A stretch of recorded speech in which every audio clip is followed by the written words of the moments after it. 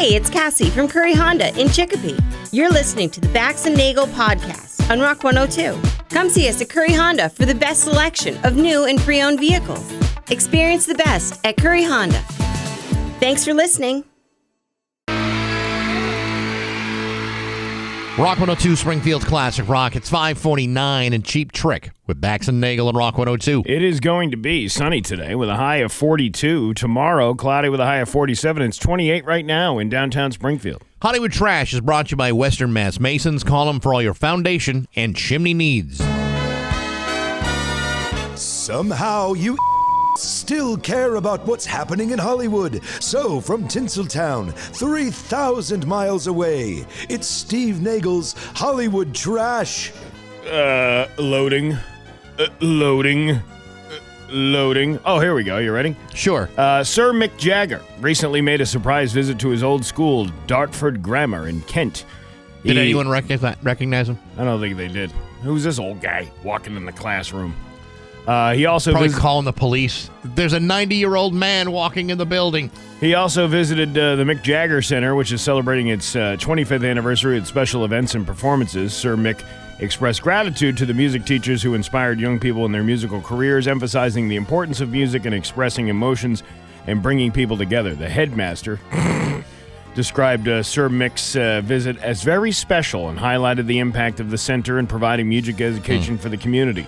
Sir Mick also presented a trophy to the school's basketball team during the visit. Nobody on that team knew who Mick Jagger was. No. Who is that guy? What is that guy walking around? Imagine that school assembly. Okay, everybody, special guest, Mick Jagger. And everyone's going, who? And, he's walking through the crowd, and they're like, hey, you, get out of that crowd. Yeah, that's right. Yeah. Country star Keith Urban made a surprise appearance at the 2025 Country Music Awards, his first public appearance since his split from Nicole Kidman. He joined host Lainey Wilson for a nostalgic duet of his hit song, Where the Blacktop Ends, performing at Mar-a-Lago. Despite recent backlash for performing at Mar-a-Lago, Urban seemed unfazed and delivered a memorable performance that left the audience excited. As fans speculate about the future of the estranged couple, both Urban and Kidman continue to focus on their respective careers and music film. Does anybody really care about his relationship Steve, with it's all her? I can think of. The only thing I would care about is if she called me for me to console her. I could console Nicole Kidman. Well, Steve, I can see where, your warm embrace would be very comforting to her at a time like this. But, they've moved on to other things. She's probably seeing some sort of tennis instructor. So soon? Oh, yes. This relationship was on the outs for months. I'm just, I should, you know what? Maybe I should send her an email.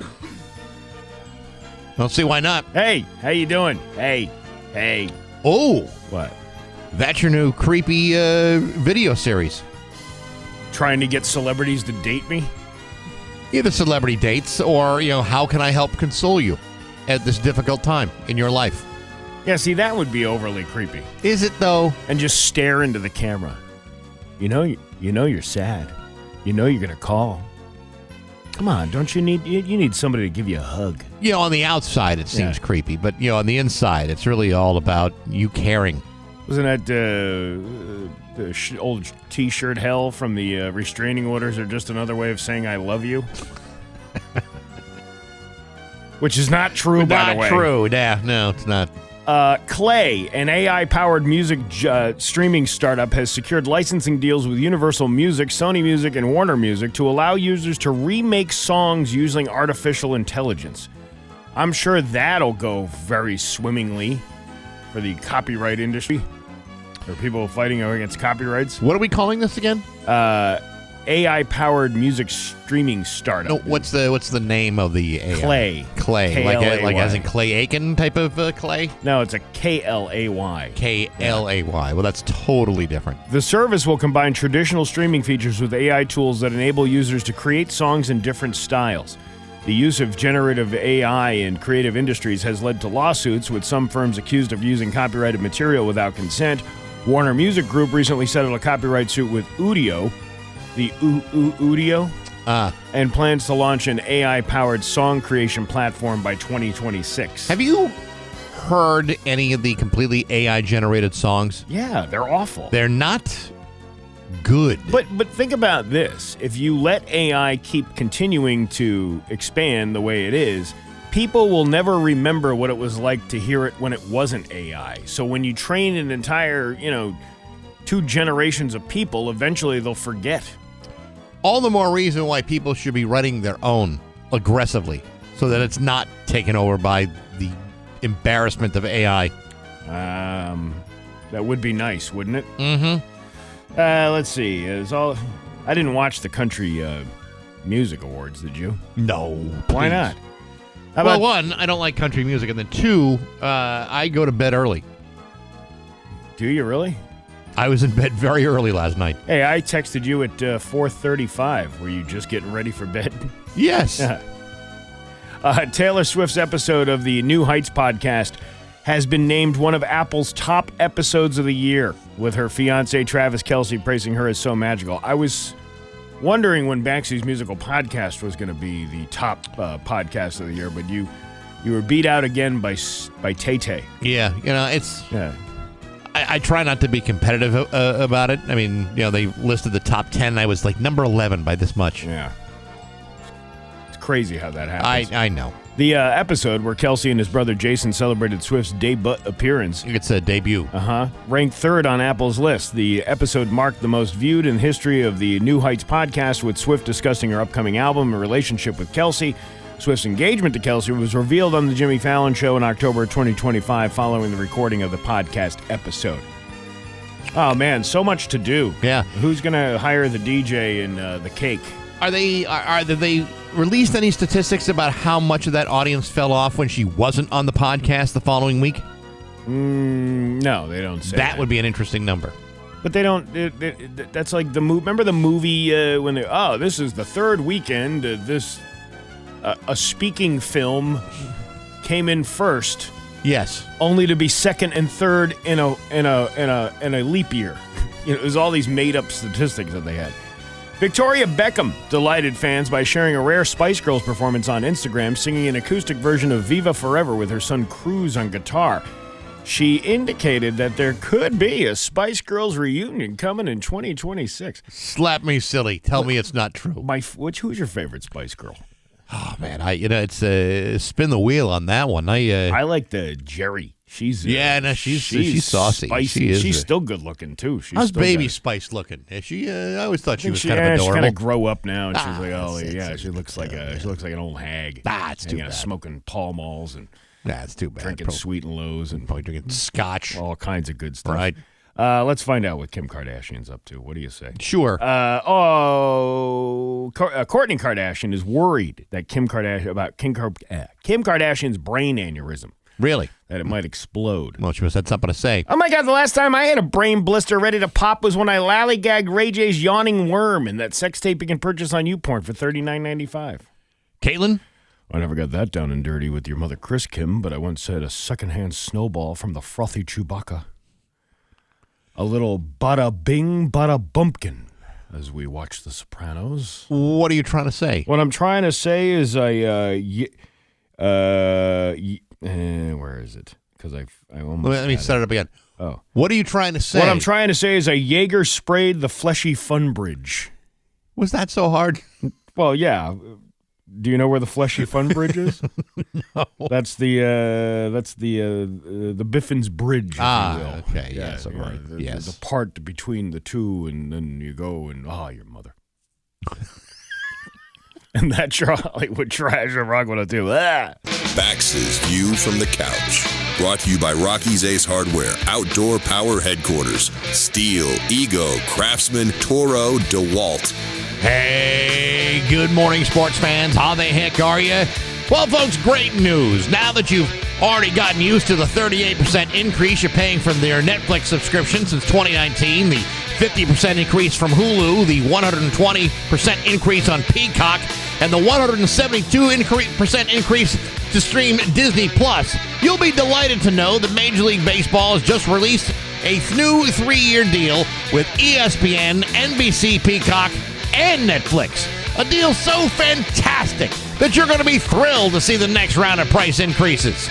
According to reports, Major League Baseball just signed an $800 million deal in which ESPN will pay its share of $550 million, $200 million doled out by NBC, and the remaining $50 will be dished out by Netflix. So what does this mean to you, the cash-strapped subscriber?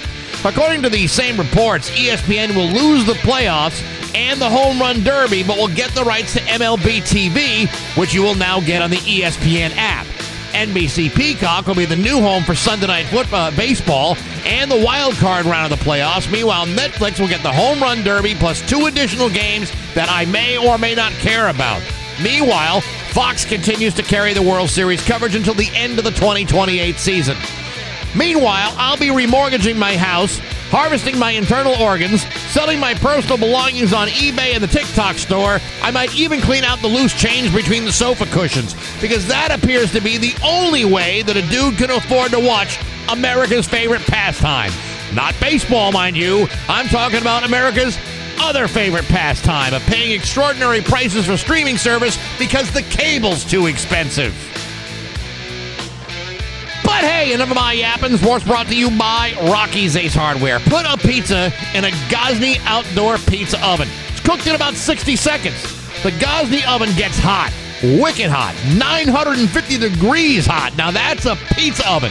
Go to Rocky's, get a Gosney right now. Make pizzas outdoors any time of year from your neighborhood Rocky's Ace Hardware. I'm Bax. That's my view from the couch. Rock 102, Springfield's classic rock.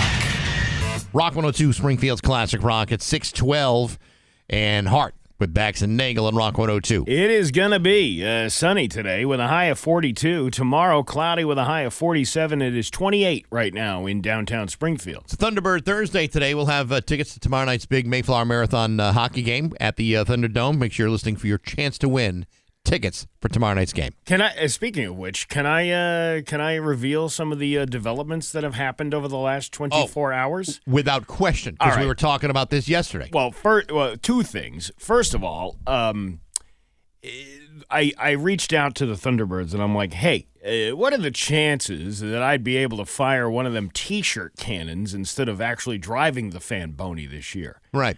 And within a very short period of time, I got a response saying, hey, you and Bax can ride the Fanboni shooting cannons off of either side. And I'm like, hell Whoa. yeah. How? Actually, my response was F-U-G, yeah. Fug, yeah. Well, yeah. ironically, you tell me this information, Yeah. and what was my response? F yeah. F well, yeah. You spelled it differently than I did, but the point came across very clear. It was a word that rhymed with duck. That you two were also excited that we get to be like the A-team on top of the van, like shooting things off the side, and you don't need a firearms identification card to do it. I told you, over the years, my throwing arm has really kind of gone by the wayside. I don't really have the loft or the speed or accuracy. So I have no fear, Bexy. Launch with a T-shirt cannon. How badass is that? I am so excited to do that. Now, does that mean we can have less people on the Fanboni with us? I don't know how this is going to work. All I know is we got the green light to go ahead and do this T-shirt cannon thing, and I am super excited. This is the best development I've heard in years. I mean, honestly. Nobody wants to just, toss T-shirts off because the thing is, it's only the first couple people in the first few rows. Yeah. The people in the cheap seats at the Thunderdome don't get a chance unless you got, I don't know, Roger Clemens on the Fanboni. Yeah. That ain't going to happen. But if you got a T-shirt cannon, someone might get a face full of T-shirt. I'm really looking forward to this. This is and again, you don't have to have any prior T-shirt cannon shooting experience. No, you don't. I remember I took rifle shooting in Boy Scouts. I know how to handle a firearm. I've used guns over the years. This is a little bit of a different beast, though. Now, these are their T-shirt cannons because you can't walk into the Mass Mutual Center with say like a mortar shooting bazooka. First of all, they're like $800. You're not going to have a bunch of people buying an $800 item just to bring to a hockey game. They wouldn't even let you in the door with That's that. That's what I'm thinking. But no, these are provided by the Thunder, so we have to be really careful with them because if you break it, you buy it. Right. That you don't want to have to be responsible for the bill of something very expensive like that, do you? No, I don't want that on my shoulders. So you have to be very, very careful. And I'm picturing it like Michael Douglas in Falling Down using that torpedo launcher. Where he didn't know how to use it, and then he accidentally pushes the button, and then all of a sudden the construction site explodes. That could be a possibility. Yeah, it could be, but that's also a fictional character in an artistically fictional film. What if we get other radio people? What if we had Zito get behind on a sled so I can shoot at him from the back of it? I'd like to see that guy dance. Yeah, I know. Yeah, dance, Come on, boys, dance, Zito. dance, Come Zito. on. Yeah. You could definitely do that. That would we can be make fun. this a collaboration. I'm actually looking forward to the game. It's a great way to start off the Mayflower Marathon season. It really kicks it off. Yeah. Beautifully. I believe if it's not a sellout, it's pretty damn close to it. Yeah. And the first 2,500 people get the Mayflower Marathon apron. Yeah. So if you're worried about like a T-shirt, shooting you right in the chest, breaking the sternum, I'm telling you right now, the apron will cover you. It's like Kevlar almost. Yeah, it is. You can't be hurt wearing that apron. It is something. It is something to have as part of your collection of the Rock 102 collection of items that we've been giving out over the last few years. What we had? Apron, oven mitts, the hockey jerseys. Yeah. We didn't have anything the first year, I don't think. No. I think, but either way, it's Friday night's game is going to be awesome. And think about, you buy a raffle ticket.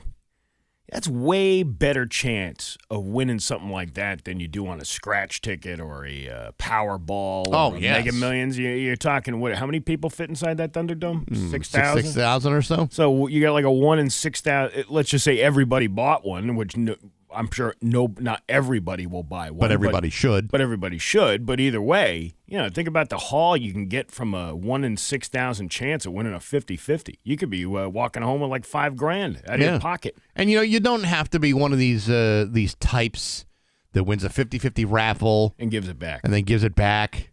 That happened at the Bright Nights Ball last week. Okay. And I'll tell you what, if it had been me, I'm walking out of there with my share. Yeah, but that person who did that probably has the means to go, I'll give it back to the city of Springfield. They were just doing their due diligence for their own purposes. I want a 50-50 of that size, or even in the 50-50 tomorrow night, I'm walking right to my car. Of course. I'm not waiting. There's no reason. That's the whole point of a 50-50. You win half of whatever was raised, and the other half goes to the charity. It's a win-win situation. What I'm saying is, I win my money. Yeah. I'm bolting the hell out there. I'm not even sticking around for the third period. I don't want anybody coming up to me and say, "Hey, you won $2,000. How about buying me some $2 glizzies?" Yeah, I don't think so. Yeah, and the $2 beers and all that stuff. Yeah. You don't. No, because it is a Friday night, and they do have those items available for sale. So. The cool thing is we're going to have a great time at this game. On top of this, I'm sitting there yesterday, and I get a message pops up from a mutual acquaintance that we both know. Right. And he said, hey, you going to go to this? And it's a picture of Eric Estrada. And not only is it a picture of Eric Estrada, but Eric Estrada coming to MGM on Black Friday. Shut your mouth. And I'm like, what are the chances? I tried to email his publicist like a month ago because we've been talking about, I've been really talking about Chips. Yeah. Because I've recently rediscovered Chips, and now I'm watching every episode. Now you're hooked. I'm almost on season 4. And I'm like, it would be really cool to talk to Eric Estrada as, fun thing. And lo and behold, here he is coming to MGM Spring. What are the chances of that? If you put it out in the universe, Bax, I should have said Larry Wilcox. I would have rather had him. Larry Wilcox Why over not? Eric Estrada? Larry Wilcox seems to be the smarter of the two. That would be like I'd rather talk to Pete Best than Paul McCartney. I mean, what are you talking about? Oh, either one you'd be happy with. Well, you'd be happy, but I mean, you'd be happier talking to Paul McCartney than the guy that was tossed out and left to rot on the side of the road. Well, either way, I reached out to the folks at MGM and I said, "Hey, any chance we can get the the ever so handsome Eric Estrada to and they said, we didn't even think of that, to interview him during the marathon to promote his upcoming appearance that Friday night. Yes. So he'll be there the day after Thanksgiving. He won't, I wish he was there the day we were there, but He's probably going to spend time with his family. yeah, that's okay. Yeah, but that's fine. But you know what? As long as we get the chance to talk to him, I have some director's notes I'd like to share about the show. I'm sure he'd appreciate that. Yeah. You know, what actor wouldn't want a few acting tips from a neophyte like yourself? Now, Poncherello, how realistic is it that you find out that there's some cowboys on a ranch out in the middle of the Death Valley, and the only way to get in there is by parachute, and of course you and John have parachuting experience. Yeah. And you parachuted onto the land to arrest the very cowboys, and it was like a horse chase. It was like, and the horse falls down. Yes. And then John picks the horse up in a way, and then gets on it and continues going. Do these people know anything about animal husbandry? And also about the approximate weight of a horse. Right. Yeah. I don't understand how it can be so unrealistic. I mean, this was supposed to be a real cop chase show, and I'm really disappointed with the way it's turning out. And I have some beef with Poncherello, and I'm going to take it up with him. You know, these are the late 70s, early 80s, I believe, for Chips. You know, back then, there were two things that happened in every cop show. Every single cop show. Where they were looking for they're either looking for the microfilm, okay, the missing microfilm, or they're looking for the missing barabons. Yes, they're all. Are there any episodes of Chips that involve barabons or microchips? No, but gold. They were looking for gold. That's what they were chasing the cowboys for, and that's when they knew, hey, we could infiltrate this ranch by parachuting into the area, because in a previous episode they go parachuting all the time. That's like their thing. That's like, there's two guys. First of all, why would you hang out with somebody outside of work that much? I've never done it. Listen, I don't mind meeting up with you every once in a while, but for a very short period of time. Well, we spent 4.5 hours talking to each other. By 9 o'clock in the morning, we're pretty much run out of stuff. So think about these two cops. They're spending day in and day out with each other. You're on all kinds of different shifts. Wouldn't you want to take a break after like a 12-hour with Ponch and John? Like, hey, you know what, you guys? Why don't you guys go home and do your own thing? Well, you know how cops are. They probably go to a social club, an Elks Lodge, perhaps. They have a couple of cheap rounds. These two went on like an amazing race, like dirt race thing. Like that's in their off time. They took John's truck, that blue pickup truck that he had, and they're like, yeah, we're gonna go up to the Northern Hills and do a race this weekend. And of course, something illegal happens. Right. So even though they're off duty, they're all of a sudden on duty, and they break up the big theft ring that's going on. That's not how real cops operate. Real cops go to the ale house. They go to the O'Brien's Corner. Yeah. They may go to the Knights of Columbus, but they're not going to be hanging out playing games together. You don't think so? No. You don't think they go to the Funzie trampoline park together on a weekend and go, hey, you know what? This is our downtime. Yeah, not unless they're paid to do a detail there. Maybe that's why all the cop cars were outside the Funzie park the other day. And that guy why is all the cops out of the Funzie park? It's 6:24 on Rock 102. It's 6:27 with Bax and Nagle on Rock 102. You know what today's memory was on Facebook? What? 2 years ago today, at the Mayflower Marathon, we were visited by Juju Smith-Schuster of the Patriots. Well, hopefully we'll be visited by Eric Estrada. Eric Estrada, decides to come a little early. Yeah, because he wants to sample some of the tastes of Springfield. No Juju this year because he's playing for the Chiefs, but nevertheless, I think we should introduce see if he remembers. And not say who he is. Just say, and on the phone with us right now, 7 Mary 3 to 7 Mary 4. Fantastic. Yeah, and he'll say 7 Mary 4 on it. And then he's on the backup. That'd be pretty cool. That would be awesome. Yeah. That's what I'm talking about. Do you want to laugh? Sure. All right, let's Well, let me see if I can find the button. There you go. It's Bax and Nagle's Joke of the Day I'm funny how? I mean, funny like I'm a clown. I amuse you. on Rock 102, I make you laugh. Springfield's classic rock. An elderly woman goes to the doctor and asks for birth control pills. Yes. The doctor's shocked. He goes, "Why do you want those?" She goes, "They help me sleep better." The doctor's a bit skeptical, but what the hell, it can't hurt. So he gives her some birth control pills, right? Right. A couple of months later, he sees the old lady at the store and says, "Hey, how are those pills I gave you working out for you?" And the old lady responds, "Well, honest, to tell you the truth, they're fantastic. My 19-year-old granddaughter is living with me, and every morning I put them in her orange juice, and I sleep at night like a baby." Because, she's drugging her to... That's the punchline. Oh, I'm sorry. I was waiting for That's something. okay. No. I see. Okay. See, All right. this is this weird situation where this 19-year-old is living with her grandmother. Yeah. Okay, She's probably very promiscuous. Sure, yeah. And the grandmother doesn't want her to get pregnant, so she puts birth control into the orange juice. So, which is illegal. You shouldn't be. You drugging. can't really do You can't that, do no. anything. Listen. Suspensive disbelief, Bax. This is a make-believe land that we're going through. Well, now that you've explained it, it's hilarious. And so, since the granddaughter's not going to get pregnant now because the grandmother has been lacing the orange juice with the birth control pills, the grandmother's sleeping better at night because she doesn't want to have to deal with a pregnant teen in her home. Well, who does? Right? Yes. So, I'm glad we took the time to sit here and humor is much more effective when explained, according to the great Barry Krieger. And he's right. Yeah, he is. So there you go.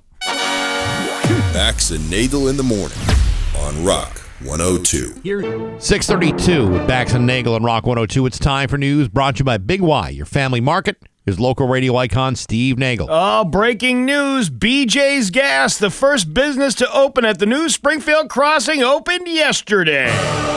Yeah.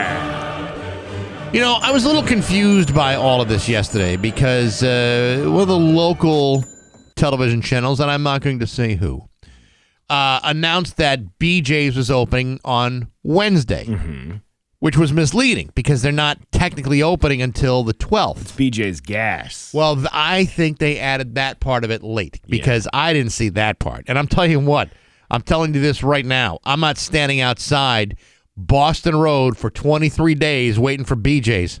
Have BJ's ever given you gas before? Depends on what position you're in, I guess. No, but there have been times when I went into it with a full tank, if you know what I'm talking about. I think that's called the... I know what you're going to say. There's like a gas mask thing. I can't remember the name of it offhand. I got to go back in the Urban Dictionary and look it up. Let me write this down and see if this is going to be part of what you were going to say. Yeah, here you go. Here's what I thought you were going to say, but I'm just going to keep this between the two of us. Yes, that's exactly what that is. And it's at a discount because you're using your membership card. Remind me to throw that index card away. Anyway, in a news release sent to 22 News from a spokesperson for BJ's. Like you need to have a spokesperson. What does the spokesperson for BJ say? Shouldn't speak with your mouth full. The gas station located at 1655 Boston Road in Springfield is open to members. It's like a swingers club. You just everybody's walking in there just hoping to get a good deal. Well, I'll be sure to bring my member. A good little opportunity around every corner. Although the BJ's Wholesale Club is not scheduled to open until Friday, December 12th, consumers can purchase a membership online. You know what? I share a BJ's membership with Barry Krieger. Do you really? Yeah. Wow. Are you like is it a family membership? Like you, well, or you just can an associate You can membership? put a second person on, and I'm obviously a single guy. I don't have any other adults to put that on. And then Sure. he was looking for a deal, and I'm like, hey Barry, you want some BJ's? And he's like, absolutely. And I gave him the card, and then now he can use my card for BJ's. Wow. Yeah. That's terrific. Isn't that great? Have you been down there? Have you driven past? I have not, and I'm waiting for it to be completely done. I'm telling before you, I do it looks amazing. Where is the BJ's? Is it in what location would it have been in where the mall was? Like, so, it's kind of hard to say because now it's so spread out, and a lot of the a lot of the businesses are now closer to the road than the mall was. So it's actually, maybe it's not even on the mall property, like where the mall footprint or wherever it was. I think part of it probably was, but you've not only got the BJ's, there's a Sloppy Loppy going on over there. Sloppy Lobby and the BJ's? Yeah. There's also the Chipotle going in. Ooh, and spicy BJ's. Spicy, what's that other place you said? The Sloppy Lobby. Yeah, right. And then there's also the Chick-fil-A. Ooh, where they Chicks. put where that place is going to put the lay in Chick-fil-A. Yeah, a little extra mayo on the taco. But I got to tell you, it's, let me back up a little bit. Yeah. I've been driving up and down Boston Road for the last 31 years of my life. And I got to tell you, there's been a lot of times I've driven up on Boston Road saying, I got to get off this street. Now I drive past Boston Road where the old Eastfield Mall is, where Springfield Crossing is about to open. I'm going, wow, how badass does that look? That looks like a place I might actually shop at. Here's the bullshiznit of this whole thing. Before the club opens for business, new members can sign up for a card at a discounted rate. Through December 11th, the card sign-up starts at $15 for a one-year membership, regularly $60. Well, wait a second. I'm paying $60. Why shouldn't I get the next year for $15? You've already got it. You don't need a new membership. You can use your own membership. I don't want to spend $60. Why do these new people get to spend $15? I want to spend $15. Well, you're going to have to work that out with Barry. Well, I'm going to have to go negotiate these BJs and say I want a lower rate. I want the lower rate with the same quality BJ service. Yeah. Well, I think every BJ's that I've experienced required some level of negotiation. They interviewed somebody on TV. I used to be a member of BJ's for quite some time, but then I live in 16 acres. Then we'll have to go all the way to Chicopee, said Barad Braxton. Broad or Barad? Barad. B-A-R-R-A-U-D. It's really not that far from 16 acres. I mean, by the way, the gas hours are from 6:30 a.m. to 9 p.m. Monday through Saturday, and only until 8 p.m. on Sundays. So I know a lot of people that swear by the BJ's gas. Well, I went to Stop and Shop. Since the tank is so close. Oh, you know what? I never went to Stop and Shop yesterday to get my money back.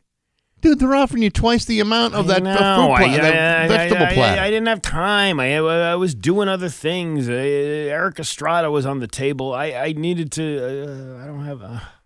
I'm hearing a lot of excuses. I'm not buying any of them. Why? That's me. But you live your life your way. I will. East Hampton Mayor Salem Derby is restructuring his office by eliminating the position of executive assistant to the mayor, currently held by former mayoral candidate Linda Sekula. The decision to eliminate the position is part of Mayor Derby's effort to address a potential $4 million budget gap as he settles into office following this month's mayoral election. The position will be phased out with reduced hours immediately and will be eliminated entirely by January 1st to be replaced with a more traditional administrative role. During my campaign, I also talked about scaling back the responsibilities. Had I won, but that's because I was going to take them on. But I never imagined eliminating the position, so I am, of course, disappointed. Vote Quimby. No, that's actually Lindsay Sekula, the current executive to the mayor. As I come into this office, I have to understand there are budgetary challenges. The decision has drawn mixed reactions from East Hampton residents. One resident expressed support for the mayor's fiscal responsibility, saying he's the mayor, this is what he does to be fiscally responsible. Another resident emphasized the importance of collaboration, saying, I think it's a good idea to work together during these times instead of burning bridges. But that's what I'm so good at. Yeah, but they hired me for my bridge burning experience. Yeah, but do they really need bridge burning over there? Maybe. Mayor Derby, as I come into this office, I have to understand there's a potential $4 million gap. I think it's only appropriate and fitting for me to start looking at my office before I start looking at other cuts across the city. Sekula expressed concerns about the impact of reduced hours on her ability to support her family, noting that the new position reduces her leadership responsibilities from handling major projects to overseeing department heads, work she describes as going well beyond clerical duties. Mayor Derby plans to take the responsibilities of the eliminated position himself and aims to ensure a smooth transition, noting that staffing changes are common when new administrations take office and that residents are unlikely to notice any difference in city services. So it's a big pissing match back and forth. Sure sounded.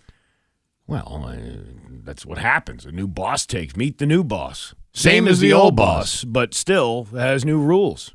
He doesn't need all these people here. His name is Derby, for God's sakes.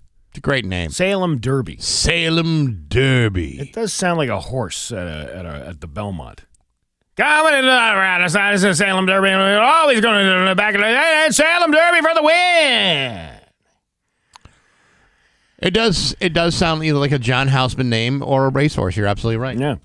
A small garage fire on Marlene Drive in Agawam Wednesday morning was quickly contained after crews received reports of smoke coming from a residence. According to officials, fire units were called to the home at approximately 4:18 a.m.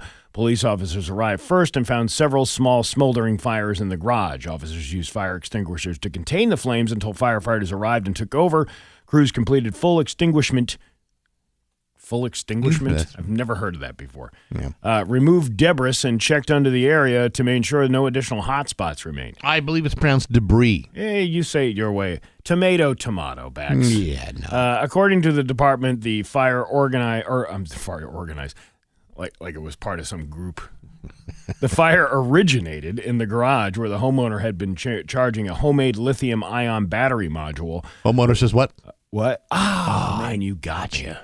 The resident woke up to smoke alarms and the sound of exploding batteries, and occupants attempted to control the fire before first responders arrived. So everybody made it out safely, but they're telling you to keep an eye on these lithium-ion batteries. It could happen to, like, your cell phone or people with the vape pens. Like, those things can explode. Remember those hoverboards? Those things were exploding on people's feet. Oh, that's right. Same battery, same thing. I thought that was part of the experience. No. You're not supposed to get your feet blown off on a hoverboard. Really? I could have felt that thought that was a part of They would never be under a Christmas tree on Christmas Day if that were the case. No one wants their children's feet to get blown off on a hoverboard. Part of the experience. You want to ride this hoverboard, we'll make you fly. You won't have any feet left. We'll save a fortune on shoes. Let's see. That's a horrible one. You can't do that. A man claims to have witnessed Malaysia Airlines Flight 370. You remember that? Yeah. He claims to have witnessed that flight engulfed in flames, reigniting the mystery of the missing plane that disappeared in 2014. The witness, a New Zealand oil rig worker, reported seeing the aircraft on fire while on a cigarette break off the coast of Vietnam. Despite his observation, the search of the plane has not yet to yield any concrete results, with recent search efforts being halted. An engineer from Egypt Air believes that he has a solution to locate the missing plane and questions the authenticity of images showing the wreckage. It's kind of weird they couldn't ever find this plane.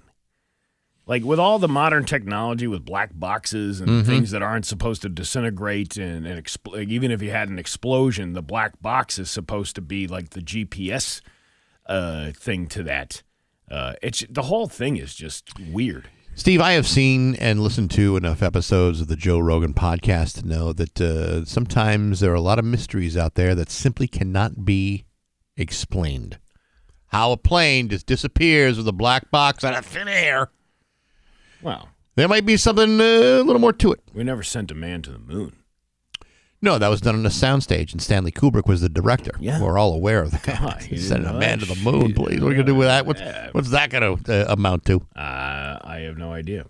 Your Pioneer Valley forecast today, going to be sunny with a high of 42. Tomorrow, cloudy with a high of 47. It's 28 right now in downtown Springfield. I'm Steve Nagle, and that's the news on Rock 102. Oh, yeah. Rock 102, Springfield's Classic Rock. It's 6:52 with Bax and Nagle on Rock 102. It's going to be sunny today with a high of 42. Tomorrow, cloudy with a high of 47. It is 28 right now in downtown Springfield. Rock 102's annual Mayflower Marathon begins on Monday. This Monday, 52 hours starting on the 24th at 6 o'clock and ending on Wednesday, the 26th at 10 a.m. from outside the South End Market at MGM Springfield. The goal, of course, is to fill as many trailers as possible with non-perishable food donations. We also accept cash or check or online donations at rock102.com. You can start your collection up at work or at school or however you can you can motivate people. In fact, the Hampden County DA's office is going to be hosting their annual food drive at Big Y in Wilbraham this Saturday from 10 to 1. And all those donations will be going to the Mayflower Marathon. So that'll be fantastic. Great to have them there. If you want to find out more information about the Mayflower Marathon, go to rock102.com. Thanks to some of our sponsors, including Capital Moving and Storage, Arment Trucking, Xfinity, Camping World of West Hatfield, Michael's Party Rentals, MGM Springfield, and many more. Get all the details at rock102.com. The Mayflower Marathon this Monday on Rock 102.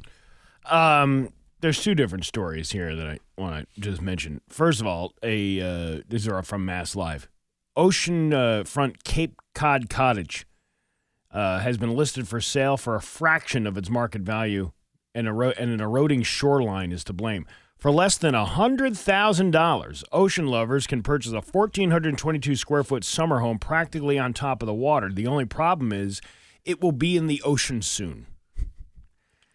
Yeah. How are they legally allowed to sell it if they know the impending doom is coming? I don't know the exact rules, but if they disclose that there is the threat that your domicile may somehow be drifted into the ocean, I think they got to tell you that. You got to be They have to have that disclosure. You got to be at least a half a mile back from high tide in order for your property to not be threatened for any time soon. There's a friend of mine who lives up at the Cape, and they have this little beach at the end of their street. Right.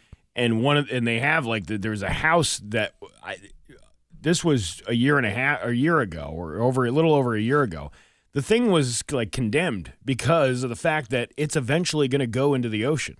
Can you imagine spending all that money, millions of dollars, or even if you got a deal on it for $500,000? Here now it's going to be gone soon because you just wanted to be near the water, and now you will be. Now your oceanfront property will be property that's in the oceanfront. It's like when I've been to the Outer Banks. Yeah.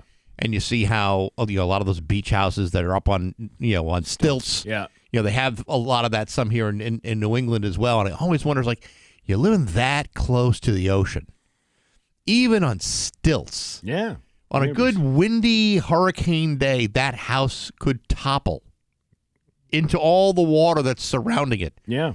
And those houses are millions of dollars. It's crazy, isn't it? Millions and millions of dollars. I don't know. I remember being in New Jersey years ago, and it was after Hurricane Sandy, and I was doing a wedding down there, and I remember going into one of these little breakfast shops, and it was right near the beach, right near I believe it was Belmar, New Jersey. And the guy was the owner of the restaurant was telling me, he's like, yeah, they're rebuilding all these houses. He goes, but the fact is that in 10 years, this coastline will be gone. So they're going to have to do it again. Why would you rebuild? He goes, you should rebuild back further, and they're not doing it. And we're going to have a repeat. It's really okay to live a mile away from a beach. It is okay, because you can walk, you can get an Uber, you can get a scooter. You can avoid the big puddles. That's right. Yeah, so, not that hard. And we'll talk about the other story coming up later. It's 6:57 with Bax and Nagle on Rock 102. 6-7. One smile at a time. And now, Bax's View from the Couch. Brought to you by Rocky's Ace Hardware, Outdoor Power Headquarters, Steel, Ego, Craftsman, Toro, DeWalt. Hey, good morning, sports fans. How the heck are you? Folks, as of right this very minute, the Patriots are listed at 7-point favorites to beat the Cincinnati Bengals on Sunday on the road at Cincinnati's Paycor Stadium. Will the Patriots make this week 9 wins in a row? Boy, you sure like to think so. But in today's world of parity in the NFL, you just never know. Sure, the Patriots have the best record in the NFL. They appear to have arguably a quarterback that's a top candidate to become the league's MVP in just his second season. Got all kinds of reasons to feel optimistic. If only the Bengals would stop fooling around and then stop acting like mysterious jerks. As you know, Bengals top receiver Jamar Chase is out for Sunday after failing to overturn a one-game suspension without pay for spitting on Jalen Ramsey of the Steelers on Sunday. And so he'll be out despite being one of the best receivers in football. The big question is, who's going to be the starting quarterback? Earlier this week, head coach Zach Taylor was asked about quarterback Joe Burrow, who's been out for the last several weeks with a banged-up toe, and whether he'll get the start over Joe Flacco. According to Zach Taylor at the time, Joe Burrow hasn't practiced 11 on 11 yet, and until we get through some practices, there's no reason to speculate. Yesterday, on the team's injury report, Joe Burrow was listed as a full participant. On top of that, quarterback Joe Flacco sat out yesterday to rest his shoulder. So what's it going to be, Coach? The guy with a bum toe who hasn't played in 9 weeks? Or the 40-year-old Joe Flacco who, despite playing well for an old man, has still lost 3 games in a row? Tough call. But everybody in the Patriots organization is waiting for you to make a decision, because the Patriots have got work to do too. Personally, I'm not particularly scared of either one, since neither one of these guys is going to have that sloppy mouth Jamar Chase to throw to. That's going to take another week or so before you can start drooling all over the footballs again. Either way, it sure would be nice to know what's going on without them. That way we can prepare for whatever they got going on. But hey, enough of my yapping. Sports brought to you by Rocky's Ace Hardware. You know, I'm looking at the Rocky's Black Friday flyer, counting 22 tool deals, power tools, hand tools. I'm looking at the Rocky's flyer online. You can get a copy at any Rocky's store and get deals at DeWalt, Milwaukee, and Craftsman Tools at your neighborhood Rocky's Ace Hardware. I'm Bax. That's my view from the couch. Rock 102, Springfield's Rock 102, Springfield's Classic Rock at 7:09, and Pat Benatar, Rock 102. Sunny and 43 today. It's 28 right now in downtown Springfield. Got Scott Zolak coming up about an hour from now, brought to you by Window World of Western Mass, and it's also a Thunderbird Thursday, your chance to win some pretty nice stuff for tomorrow night's game at the Thunderdome. All right. That's going to be a good game. It's going to be a good time. We're going to be on the Famboni shooting off the T-shirt cannons. Hell yeah. It's so badass. So yesterday, before I leave here the office, the lady upstairs says, "Hey, you have a package here," and I said, "First of all, we just took that harassment training. I can't believe you said that to me." And then she said, "No, there's an Amazon package here for you." Well, why didn't you just say that rather than say, "Hey, nice package"? Hey, you got a big package here. Whoa. Hey, Did you not just watch the video? I am not a piece of meat. I had a 75% on that exam. I barely passed, but I passed. And I know that that's wrong for you to say. Yeah, absolutely. But either way, I found the Amazon package and the nice little gift bag that it comes here. And it says, "Not for the food bank. Yes, I donated locally. Hope this gives you a smile and helps your situation. Don't steal from a person named Iden Dawson." I don't know if that's a made-up name or I have no idea. And lo and behold, What'd they get you? a box of Sweet and Lows. Sweet and Low? That's on 3 boxes of Sweet and Lows. 3 boxes, and that makes, 300 packets that I have here that I will no longer have to take. You do know that's like a cancer-causing thing, all that saccharin, right? That's it kills lab rats. Have you never heard the great Joe Jackson? Everything gives you cancer. There's no cure. There's no answer. That's right. So, this building will give you cancer. What is more dangerous, a sweet little pink packet or the mold and dead animals rotting in the ceiling of this place? There are people in the Roderick, Ireland courthouse that are saying to themselves, what I wouldn't do to be able to work at a building as nice as Rock 102. Exactly. Yeah, so that's what I'm getting at. So I have now, this has become a trend now. I got 3 full boxes of Sweet and Lows. I may never have to take them from a caddy ever again. Yeah, well, see, now you're stocked up. Mm-hmm. I'm still working on the fruitcakes from the Hawkman. That's going to take a while. 2 pounds, dude. That's a lot of fruitcake. Well, how much can you down in one afternoon? I probably couldn't do more than just like a couple ounces at a time. That's really? Oh yeah. It's and a couple ounces is like a quarter of an inch. That's a lot of fruitcake. It's a lot. Yeah. Of fruitcake. But you are what you eat, fruitcake. As opposed to the artificial sweetener. But that is my name is Stevia because I'm fake as F. That is when I'm looking at the all that Sweet and Low compiled together. Yeah. There's shelves at a Costco that don't have that many Sweet and Lows. No. Restaurant Depot has a giant box of 2,000 packets. They do? Yeah. Which I might go get this weekend. So how much coming in a box? 100 in these smaller boxes. 100. You can buy the 250 and you can also buy the 500. Retail grocery store wise. Anything bigger than that, you're gonna have to get you're gonna have to get your BJ's membership out. Uh-huh. Did you ever get Sweet and Lows from BJ's? No, actually, I have not. Well, but then again, I wasn't really looking for them either. Yeah, well, you're missing out. Apparently so. Yeah, just remember, we're all pink on the outside. You got to pump your tank at the BJ's? Oh yeah, pump my tank and get my sweet and low fix. Well, that's terrific. That's very nice of someone to do. I'm also glad that they said that they're also going to donate to the Mayflower Marathon, so they're not just blasting every dollar they got for your sweet and lows. Well, it depends on how many of these I get. I may have to donate them. I don't need that many. Let's just say this right away, because I know how these listeners hear things, and I know how they operate sometimes. Yeah.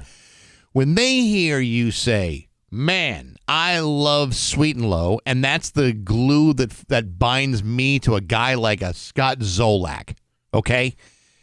It's the kind of call to action that would suggest that many of the listeners next week are going to drop off a bag of cans and then also give you a box of Sweet and Low because they think it's hilarious. Well, I mean, again, the donation will go back to there's people out there who are suffering from food insecurity that would love a sweetener with their coffee. I'm going to donate. I'm not going to keep all that. You have to give it back. I can't. Yeah, no, I get rightfully keep all that stuff. Well, my purpose of saying this is, you and I, don't need anything. No, we never need anything. But you know what? People bring it down, and it's a hoot. It is a hoot. But we don't need food for ourselves. Our meals are taken care of. We got lots of things to eat and drink. Yeah. You and me, are not suffering from food insecurity while we are there. Other than the large portions. During my mother's estate clean out, I failed to find her she had a little caddy of her own for the Sweet and Lows. That's where this comes from? It was like a knitted, like a kid did it. It was like one of those. It looks like it's like floppy knitted, but it's not. It's like hard plastic underneath it, but it's like a little box. And right. It looks like it was all designed. And she had it would hold 10 packets of Sweet and Low in there. So I should get my Sweet and Low holster. In case we're ever at a Starbucks where they don't have Sweet and Lows, I can go. You push the lever down on like a utility belt. Yeah, like a Pez dispenser of Sweet and Lows. Yeah, bang bang, 2 packets. The idea that was floating around here yesterday after the show, we have one of these those money blower machines, where you stand inside the thing and then the blower turns on and you have to grab as many dollars as you can. The money machine. We still have that? Yeah, so we decided that at the next Rick's Place event that we do in June, we're going to have the Sweet and Low blower machine. And then they'll have some tickets in there for some prizes in case, somebody will win a prize.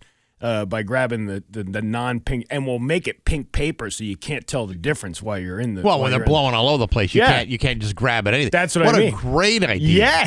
Yes, it'll be the Steve Nagle Sweet and Low blower prize blower. I'll tell you what, that beats the Plinko game and even the Wheel of Meat. I'm telling you, we got great minds around here coming up with great ideas. Yeah, and I think that's something we definitely need to do. We might need a new blower. Because Dave Coombs is in Milwaukee now, but and we need something with less hot air. Right. We need more free flow. It's going to be a hot day in June, of course. So you want to make sure that we have all the materials for this. It's too bad we don't have the equipment and the extra power source to do that next week. Right. That would be kind of cool, but nevertheless. Well, I can't wait to share with Scott Zolak what's happening here. He's going to get I know. jello. It's so jello. But you know what? I mean, but he sent me the picture of the setup they have during their games. It's impressive. Yeah. I got to tell you, every sweetener has got its own specific bowl. Whether it's Sweet and Low or the raw sugar or the packets of honey or whatever. It's all laid out. Yeah. It's like a science experiment. Yeah. It's really beautifully done. It's going to be awesome. It's going to be really awesome. Now, to move on to something somewhat related, if we're talking about drinks and sweetened drinks and things like that. Yes. Starbucks. These companies drive me nuts because it's it's not a big deal, but it's kind of dumb that they do this. Starbucks unveiled a new holiday beverage on Tuesday that will only be available in Target. Only in the Target locations? Yeah. The new drink is a frozen peppermint hot chocolate, which is a cream frappuccino with a blend of mocha sauce, milk, and ice poured over a layer of peppermint-flavored whipped cream and topped with red and green sprinkles, according to the coffee chain. It's not hot chocolate. It's not frozen hot chocolate. It's now chocolate. It's just frozen hot chocolate. It's like chocolate milk. Hot chocolate is the version that you serve hot. Frozen hot chocolate doesn't make any sense. It's just frozen chocolate. I don't really understand why it's being held only at Target because locations. it's probably some deal they came up with. And they're like, hey, people aren't coming to Target anymore because our prices are out of whack. Can you send people over here? Yeah, sure. We'll put a drink up, over all those stores that are within your stores, and we'll have a special Target drink. We wanted to create something festive and fun for just Target guests, said Alicia Binion of the Starbucks beverage development team. The frozen peppermint hot chocolate is a delicious beverage that brings together rich chocolate and cool peppermint flavors, as well as red and green sprinkles for a pop of color and crunch. Mm-hmm. It's a sweet way to pause during the holiday rush and enjoy a little seasonal cheer. Am I right, Baxi, or what? You're right about that. The product comes as Starbucks makes major headlines for its holiday menu and merchandise, including the sought-after Barista Cup. Have you seen this thing? No. These are the things. These are going for like $300 on eBay. The Barista? Yeah. Following Starbucks' release of the Barista Cold Cup, the coffee chain announced it has a new exclusive seasonal line of merchandise on the way. The coffee house has teamed up with the popular loungewear brand Roller Rabbit to create a holiday collection which is set to launch on December 2nd. Further details will be shared closer to the launch date. The new collab follows the release of the Barista Cold Cup, a bear-shaped glass bottle with a green beanie cap lid. And these things are so sought after. The product went viral with customers snatching the $30 cups as soon as they hit the shelves. This led to widespread customer complaints stating that not enough of the bear-inspired cups were made available. No, that's exactly how they planned it. Uh-huh. You only release a certain number of them and say, hey, get them while they're hot, and these idiots go out and they spend $30 for a stupid glass that's shaped like a teddy bear because it has Starbucks on it. And then it becomes so popular that those very people go, hey, I can sell this for 10 times the amount by going on eBay and selling it for $300. But someone's already had a beverage out of that, right? I guess so. Or I don't know. I think you could actually buy these. Oh, you can buy them straight them out. Yeah, but still. I mean, they're adorable, but I mean, $30. Well, have you ever seen like some of the other cups at a Starbucks? They're all overpriced. I can see $30 for a Yeti. You know what I mean? Yeah. This is just a piece of glass that's shaped like a teddy. It almost looks like, remember the old, they still sell them that way. The honey jars, the honey bottles that look like the teddy bear. Yeah. That's exactly what this looks like. It's just in a glass form with a Starbucks hat on and a straw coming out of the hat. Right. Yeah, where the pom-pom should be. Like most bears have. You ever see a bear in the woods come out with a Starbucks barista hat on? Not yet. But I have seen one with a Dunkin' Donuts smock. Large black bear for Baxi. And on the cup it says Merry Christmas. Oh, yeah, because that's the personalized thing. But you know what? I looked. It's not personalized. They all say that because that barista got lazy. Yeah, right. Just wanted this. I'm not writing a different message for every person. Merry Christmas. Yeah, at $30 for a cup is a lot for like a $7 cup of coffee. Listen, if you are thinking about spending $30 on a bear glass, okay? Yes. Take the $30 and go on to rock102.com and donate it directly to the open pantry. That will take that $30 to a much more beneficial place than it will for your stupid bear cup that you want a place just to say, I got the bear cup from Starbucks. Yeah, why line the pockets of a major corporation when you can help feed hungry people locally? Unless you take the bear, you sell it for $300, and then you donate the $300. And that makes sense. It's a win-win. Yes. Yeah. Other than that, you're an idiot if you buy this stupid thing. It's 7:53 with Bax and Nagle on Rock 102. Down. It's 7:26 with Bax and Nagle on Rock 102. Liam's got the full forecast for you. This week on Baxy's Musical Podcast, my guest is David Haskins. David J. from Love and Rockets and Bauhaus and a million other bands. One of the more influential musicians of the last 47 years. Go ahead, look him up. You'll be amazed about what this guy has done. Anyway, he's got a brand new album out called The Mother Tree and a new single out with his band, David J. and the Resistance.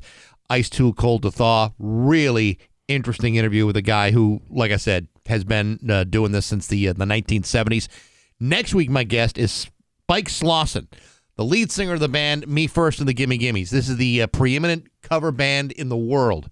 They do unbelievable work with some of the most popular songs ever recorded. And he's got a brand new single coming out tomorrow, a beautiful version of All I Want for Christmas Is You from Mariah Carey. Oh, sweet. Breathtaking. And anyway, he's my guest starting on Monday on Apple Podcasts, Spotify, the Rock 102 YouTube channel, rock102.com, as well as on the app, all brought to you by Metro Chrysler, Dodge, Jeep, and Ram at Chicopee, and Rock 102 Springfield's Classic Rock. That's pretty sweet. Yeah, and it's like a super group of people. I mean, it's like the old days where they like Stevie Wonder and like Michael Jackson and Dionne Warwick were all singing "We Are the World." Yeah, well, in this case, you got like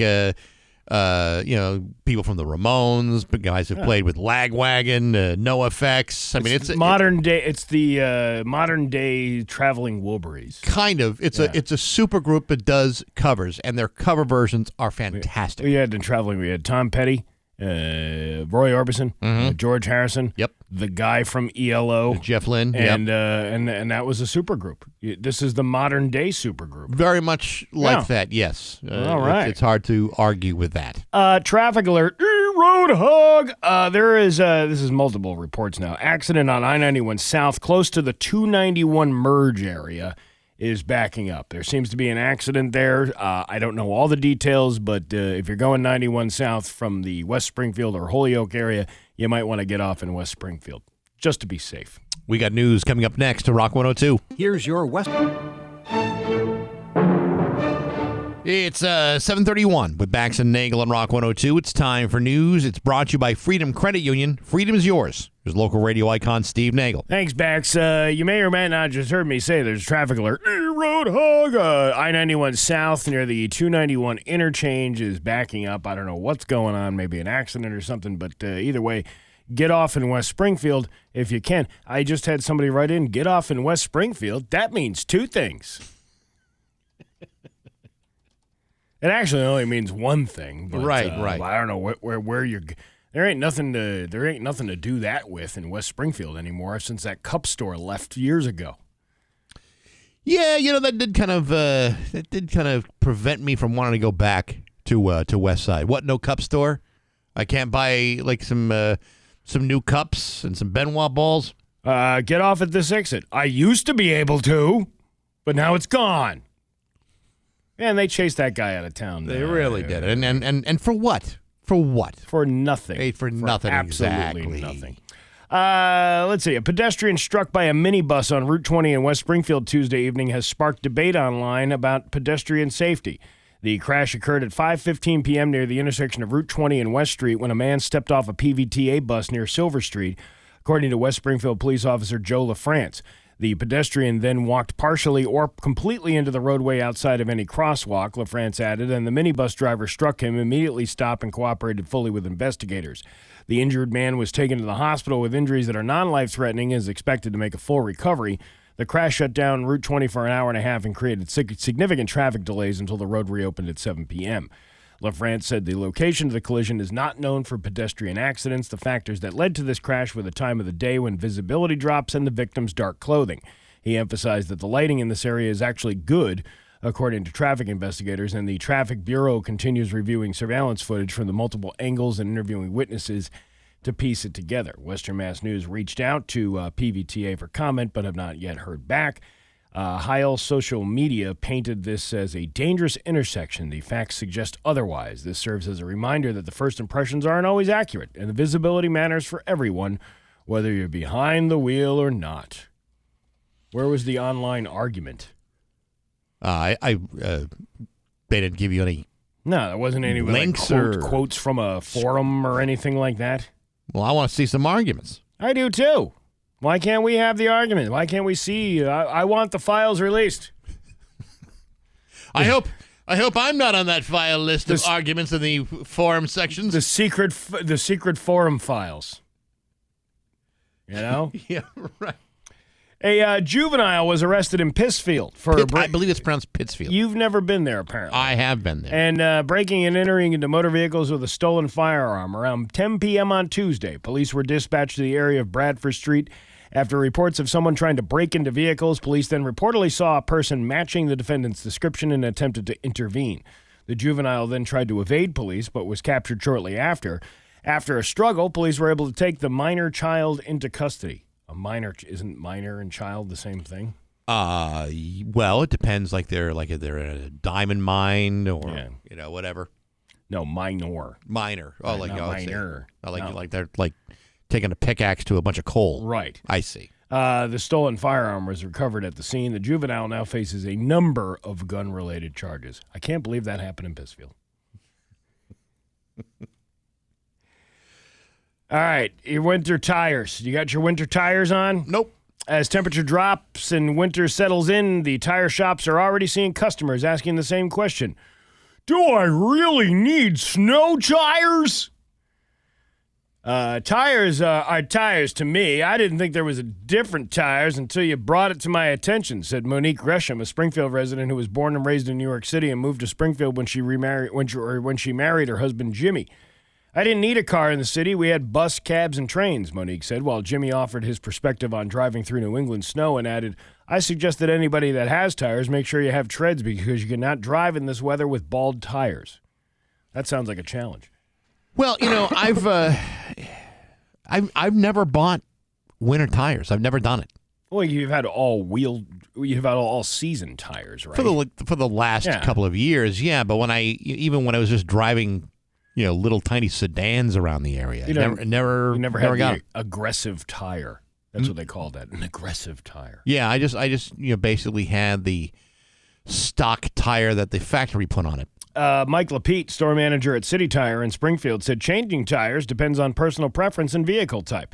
The tread design is a little bit different on a winter tire. It helps cut through the snow a little bit better and for a little bit better traction. Some people opt for that every winter. Lapete compared warming up a car before driving to athletes warming up before a game, especially in cold weather. You want your fluids to be circulating and you want your antifreeze to be circulating so everything can get warmed up properly and at a sufficient speed. Is he still talking about tires? I don't know. What about the washer fluid? The washer fluid is fine. The washer fluid is not fine. Whether using all season, all winter, or all weather tires, the decision ultimately comes down to the driver. Make sure you have good tires because the life you save might be my life, Jimmy Gresham said. That's actually very clever. Very poetic. Very clever. The life you save might be mine. Make sure you get your proper tires on your car. I don't have the wherewithal to go remember to do another thing like getting tires changed. That's why I stick with the all-season tires. Yeah, that makes sense. I got to tell you, for all the guff I get for having that minivan, that actually has really good stability in snow. Like with the all-wheel drive on it, it's pretty good. The minivan that I had was a pretty good one. I mean, if you were willing to ignore the transmission falling out of it, but other than that, it was a very reliable vehicle. Yeah, don't knock it until you drive it. Right. I mean, wouldn't you? Well, I mean, I always had fairly good luck, other than that whole transmission problem. But that's that car's way off the road now. What kind of van was it? A big, juicy van. No, what was the interesting? brand? It was I'd rather not say, but it was. I think it was that model year that it had transmission issues. Oh, you had did you have the Monday Friday van? Either it was done on a hangover or it was done right before the weekend began, before they got the hangover and they had to get out. Maybe that's it. Yeah, it happens. Oh, I know. I mean, it happens here. Sure does. We have Monday Friday shows. What? How do you describe today's show? Today is a pre-weekend show. Yeah, I can see that. Yeah, that's what we got. Let's see. Amazon. What are they doing? Amazon has started sending automatic refunds to customers who are eligible to receive a portion of the company's $1 billion settlement. According to the FTC, Amazon began issuing automatic payments to some customers starting November 12th. Under the settlement, eligible Prime customers will receive a refund of their Amazon Prime subscription fees up to a maximum of $51.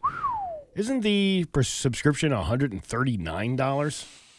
Yeah, well, I mean, but you're getting some of it back. The payments just come months after Amazon reached a historic $2.5 billion settlement with the FTC, which said the online retail giant tricked customers into signing up for its Prime memberships and made it difficult for them to cancel. The evidence showed that Amazon used sophisticated subscription traps designed to manipulate consumers into enrolling in Prime, and then made it exceedingly hard for the consumers to end their subscriptions. That's according to the FTC chairman, Andrew Ferguson. Amazon previously shared that it was confident it would win the case, but chose to resolve it quickly instead of going through a potentially years-long trial and appeals because they probably knew they were going to lose. And you'd hate to see them lose their shirts. Yeah. I haven't gotten a $51 rebate back yet. I don't know who's eligible for this. I'm going to guess I'm probably not eligible. Yeah. Of course, they're probably going to give it back to you in Amazon gift cards.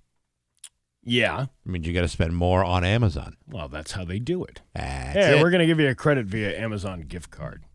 Well, yeah. Thanks. Right. Appreciate it. The owner of a towing company in Pittsburgh pleaded guilty to felony charges after... I believe it's pronounced Pittsburgh. Have you ever been there? I have been there. Then you don't know how to pronounce it. You know, that reminds me of an old joke, actually.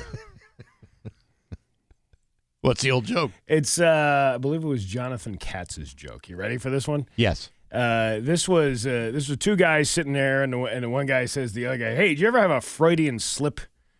You know, where you meant to say one thing, but it comes out the other way?" Yeah. And the guy goes, "Yeah, actually, last week when I was traveling for business, I go to the airport, and the ticket agent had these bosom that was just almost popping out of the shirt, and without even thinking, I said, 'I'll take 2 tickets to Pittsburgh, please,' right?" And the guy goes, "Have you ever had that happen to you?" And he goes, "Yeah." He goes, "Just the other night, I meant to say to my wife, 'Could you please pass the salt?' But what came out of my mouth was, 'You ruined my life, you dumb bitch!'" That's a classic. It happens. Yeah, that's a good one. Anyway, the owner of a towing company in Pittsburgh pleaded guilty to felony charges after inflating prices to extraordinary levels for customers. According to the Pennsylvania Attorney General, 57-year-old Vincent Fanick participated in predatory towing practices that involved astronomical bills for short trips. He's the owner of Pittsburgh-based Vince's Towing.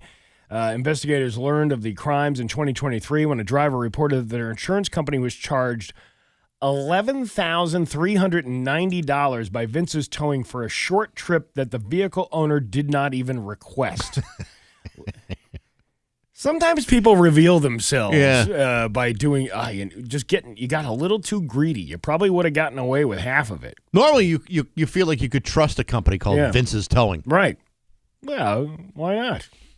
Law enforcement learned that the other drivers were subjected to the same scam. Investigators uncovered a pattern of Fanick charging insurance companies exorbitant tow costs by initially not revealing prices on invoices and later charging hidden fees. Some vehicle owners' insurance companies were charged between $9,400 and $13,000 for a single short trip tows. This falls on the insurance company. You didn't think the insurance company goes, "Wait a minute, you towed this car a mile and it cost $9,000? That's a little ridiculous. I mean, even a full tow, if you called somebody around here, would probably cost you anywhere between $200 and $300. But my guess is the amount of times an insurance company actually catches that kind of thing, it's too late. That's already been processed. And this guy finagled everything. According to the Pennsylvania Attorney General, Fanick pleaded guilty to felony theft by deception, felony insurance fraud, and misdemeanor execution of documents. On Monday, Allegheny County court judge ordered Fanick to pay $379,000 to avoid going to jail and prohibited him from working in the tow industry. Well, if you didn't spend all your money, I guess you got $379,000. That's what, 30 trips? 30 trips of towing, and you got 300. It's my busy season. Man. Fanick is also required to participate in a public service announcement for the Insurance Fraud Prevention Authority. Oh, I cannot wait to see that. Hey, if you're thinking about trying to scam the insurance company, don't do it. Take it from Vince. I wasn't supposed to be charging exorbitant amounts of money for my toes for $9,000 for a trip when an average trip costs $200 to $300. And that's when you see the prison door sill slam shut. Yeah. This is your brain. This is your brain on tow trucks. This is your brain after your tow trucks tried to screw the insurance companies. Yeah. Don't be like me. Ka-ching. Or they have Vince and Vinny, the father and son, and the father comes in. He goes, I just got this invoice. $9,000 for a tow for a half a mile? Where did you learn how to do this? Who taught you this? You, Dad! I learned it from watching you! Parents who have kids that scam tow companies have children who scam tow companies. Don't do tow companies.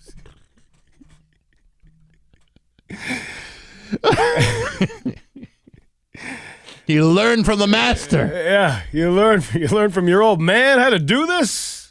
Your Pioneer Valley forecast today is going to be sunny with a high of 43. Tomorrow, cloudy with a high of 47. It's 28 right now in downtown Springfield. I'm Steve Nagle, and that's the news on Rock 102. Yeah. Sometime 102 Springfield's Classic Rock at 7:51 and Fleetwood Mac with Bax and Nagle on Rock 102. It's going to be sunny today with a high of 43. Tomorrow, cloudy with a high of 47. It is 28 right now in downtown Springfield. I did warn you about a traffic situation going on I-291. I-91 south at the 291 interchange. It's backing up. People say there's like DPW trucks and stuff there, so who knows what's going on, but it is causing a backup. You can get off in West Springfield to avoid that. I go on the Mass DOT website to find the cameras. All the cameras of the places that don't have traffic jams you can view. All the places that do probably have traffic jams temporarily unavailable. That's the next thing they got to fix. What's the point of even having these things if you're not even going to be working? It's like the fourth time this year that I've checked these cameras, and they're never operable when they're the most would be the most useful. I think we've seen between that and the Mass Pike signs that don't really give you any decent information. It's like, we invested all this money, but weren't willing to invest in actually using any of it properly. Mm-hmm. I mean, those cameras provide a service for people. You get to see exactly what's going on. Do I take the Mass Pike right now? Well, no, the camera says it's all backed up. I'll take an alternate route. Well, you don't have that if the cameras aren't working. So what's the point of doing it at all if you're not going to keep up and maintain the damn thing? I'm really surprised that there even are traffic jams anymore, as extensive as they are. With all the technology that we have, It's like even the GPS can't tell you to get off somewhere to take this is going to take a while. We still see jams left and right. Oh, yeah. Well, there's more people on the road. People are not driving less. They're still out there getting in everybody's way. The DOT moves the camera from public view when there is an accident, so you don't get any gruesome pictures, I guess. I don't know. I mean, I know when there's a horrible accident on the side of the highway, they'll put those things up so you can't see the carnage. I mean, you could always blur something out. You got somebody monitoring an accident, but people should know when there's problems. They should, but they're not. So I don't like that.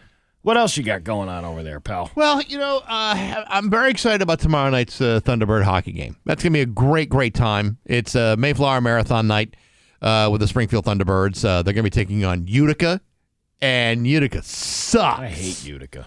And we happen to have, I don't know if you were aware of this, a Thunderbird Thursday prize package to give away. Shut the front door. I know. It's 4 tickets to tomorrow night's game, 4 koozies, 4 hats. Well, let's give it away then. Let's do it. 10th caller right now, 293-1021, gets to go to tomorrow night's game at the Thunderdome on Mayflower Marathon night with the tickets, hats, and koozies. Now, I don't know the probabilities or chances of this, but it has been settled that Bax and I will be on the Fan Boney during the period, between the periods, shooting off the T-shirt cannons from either side of the Famboni. Now, get this. You might win this prize package now. Mm-hmm. You might win, and you could be the lucky recipient of, I don't know what the chances are of that, but you could be. Yeah. Depending on where you're sitting. And if you're one of the first 2,500 people in the door, you win yourself a Mayflower Marathon apron. You could be walking around with swag left and right from this one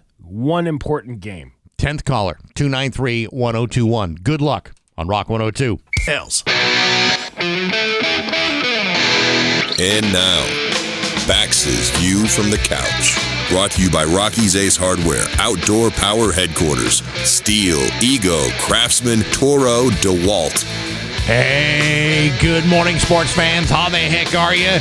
Well, folks, great news. Now that you've already gotten used to the 38% increase on your paid Netflix subscription since 2019, the 50% increase on Hulu, the 120% increase on Peacock, and the 172% increase you're paying to stream Disney Plus, then you'll be delighted to know that Major League Baseball has just reached a 3-year deal with ESPN, NBC, Peacock, and Netflix.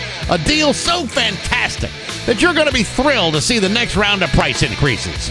According to reports, Major League Baseball has just signed an $800 million deal with ESPN that they will pay $550 million. $200 million will be doled out by NBC, and the remaining $50 million will be dished out by Netflix. So what does this mean to you, the cash-strapped subscriber? According to these same reports, ESPN will lose the coverage of the playoffs and the Home Run Derby, but we'll get the rights to Major League Baseball TV, which will now be available on the ESPN app. NBC Peacock will now be the new home for Sunday Night Baseball and the wild card round of the playoffs. Meanwhile, Netflix will get the Home Run Derby plus 2 additional games that I may or may not ever care about. Meanwhile, Fox will continue to carry the World Series coverage until the end of the 2028 season. Meanwhile, I'll be remortgaging my house, harvesting my internal organs, selling my personal belongings on eBay and on the TikTok store. I may even clean out the loose change that's stuffed between my sofa cushions, because that appears to be the only way a dude can afford to watch America's favorite pastime. Not baseball, mind you. I'm talking about America's other favorite pastime of paying extraordinary prices for streaming services because the cable's too expensive. But hey, enough of my yapping. Sports brought to you by Rocky's Ace Hardware. Put a pizza in the Gosney Outdoor Pizza Oven. Cooked in about 60 seconds. The Gosney oven gets hot. 950 degrees hot. That's a hot pizza oven. Go to Rocky's, get a Gosney, make pizza outdoors any time of the year from your friends at your neighborhood Rocky's Ace Hardware. I'm Bax. That's my view from the couch. To Springfield's Classic Rock. It's 8:09, and that is ZZ Top on Rock 102. It is going to be sunny today with a high of 42. It is Flavin in downtown Springfield right now. Do we have him on the phone? Or? I believe we do. Oh. Scotty, you there? Yeah, 42 my ass. It's like 30 outside. I'm sorry. It's 42. Wait a minute. It's 42 for something the as a high. high, and then it's 31 right now. There in you go. downtown Oh, Springfield. okay, good. That's what I thought. Scott Zolak brought to you by Window World of Western Mass. Windows, doors, siding, and more. And he's on the phone to talk about this in Patriots football. Good morning, Scott. How you feeling? Morning, guys. How we doing? All right, before we get into the football, I got to bring something to your attention. Last Thursday, while you were doing a play-by-play at Foxborough, I was a short 20-mile distance away from you at the Massachusetts Broadcasters Award Ceremony, stealing sweet and lows out of a caddy like a boss at the Doubletree in Milford. Good boy. Good boy. Doubletree Milford. I stayed there before. Oh, yeah. I used to stay there as a team. As a team back in the day, a long time ago in the 90s. It wasn't I don't think it was a Doubletree then. I think it was a Sheraton. Well, if you want a good leather jacket piece of meat, I suggest you go to the Doubletree in Milford. Disgusting. Yeah. Disgusting. Yeah. We always ate at the Burger King before. We had there used to be buy one Whopper get one free, so it was save a buck, you know. Yeah. So I always doubled up night before a game. I wonder why I was always so slow. You know, I mean, I would imagine when you're a pro player and you're on road trips, I mean, it's not like you got carte blanche that you can go anywhere in town and have yourself a big steak dinner. I mean, you're kind of limited to time. You got to get back on curfews, all that. It's not nearly as all that great when you're on the road like that, is it? No, they give you a schedule, and they'll give you an hour and a half to 2 free hours so you can see family and stuff. But that doesn't give you the time to go out to eat. Like, you usually eat at the hotel, you come back, and then meetings start. We usually land and get in around 5:30, whatever team we're playing on the road. And then they have, like, their first team meeting starts at, like, 7:38. You get your special teams, then you go offense, defense team, and then you get bed check at 11. So they take up basically every single hour of your trip. They do give you about an hour and a half, 2-hour window in the middle to see family. It's like living in prison. Like, you get some time in the gym. You get some time in the gym. You get a visitation and maybe a conjugal visit. This is like when, well, you can't have that. Like, if you have that, I remember Jeff Fisher cut some guy because he had a girl in there. But, yeah, that's like when people get upset. Oh, you use the comment of, like, hey, it's the inmates running the asylum. You know, like when teams take over, you know, a coach that can't control the room. Everybody gets upset. Oh, you can't compare it to prison. I'm like, well, it's kind of like that. You know? But like a good prison. Yeah, the pay is better. White collar crime. Prison, yeah, right? Yeah. The pay is better in the NFL. It's better to be paid in cash than say get paid in cigarettes. Right. Yeah, exactly. That's like where Martha Stewart went there, right? They gave her nice recipes and stuff. She continued her career when she got out. That's right. What about the jailhouse hooch you and Sochi are brewing under the seats, under the bleachers? Man.